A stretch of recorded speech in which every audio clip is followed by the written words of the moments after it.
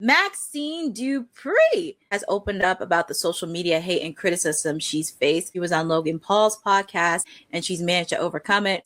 And Dupree was asked what was the hardest part of wrestling is for her. And while she was working in the ring and trying new moves in front of the world is a challenge she enjoys, she noted that the mental toll of traveling and being away from home is one of her biggest difficulties. She goes on to say, I signed up to learn this new craft and try new moves and do it in front of the world. And it's fun. So I do enjoy that. The part that actually is like, it's still challenging. But the part that's truly hard is like mentally being away from home. You're probably like so numb to this. But for me, sometimes if I catch a glimpse of something online, I don't do well with that. So that's why I got to stay off X.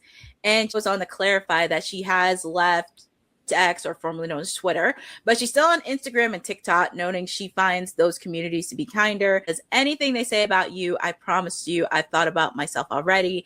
I don't need you to tell me, she explained. And I also think like I never said anything outright mean about another person that wasn't coming from a place of my own insecurity.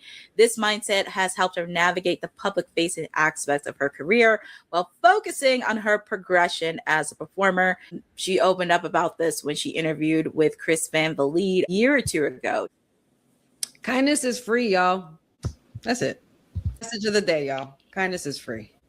We have to, we continuously have these conversations because, unfortunately, it continues to happen and there's just no getting away from it or getting around it, especially when you are public figures in the public eye. You're going to get all kinds of crazy texts, comments, anything, when you're putting yourself out there. Also, a lot of these marks and IWC folks tend to forget also that these athletes are actual people and actually human, and they actually have feelings and emotions and families and things going on in their lives that we know nothing about.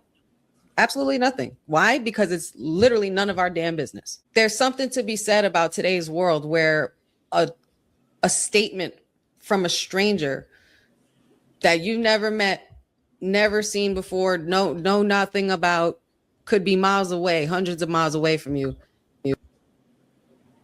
Honey, you're on mute. You mute. Where that one line, that people catch, it just completely strikes them, makes the person feel worthless or second guess themselves, in a negative way, or gives anxiety, or, there's something that my grandparents used to say to me: if you ain't got shit nice to say, then don't say it at all. Like, don't say anything nice at all. It's just unfortunate that fans, marks just cannot process reality and real life. Those people, I just tell you, go touch grass, go hug a tree, read a book, learn to read a book. To address the marks or the narcs or whatever they are, first of all, you can't even do a third of what any of these people do. And it's always been very weird for me for someone to click on a person's post, click on the comments, go into the comment, type the bad comment, and then hit send. What does that do for you? What has this person done enough to where you went through all those motions to tell somebody this that you've never met or you don't know?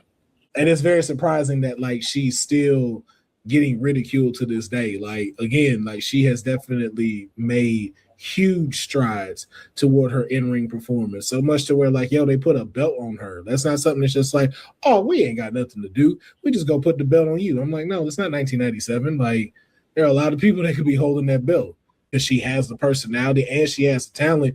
And again, this is something she just started, which is something your fat ass has yet to do anyway.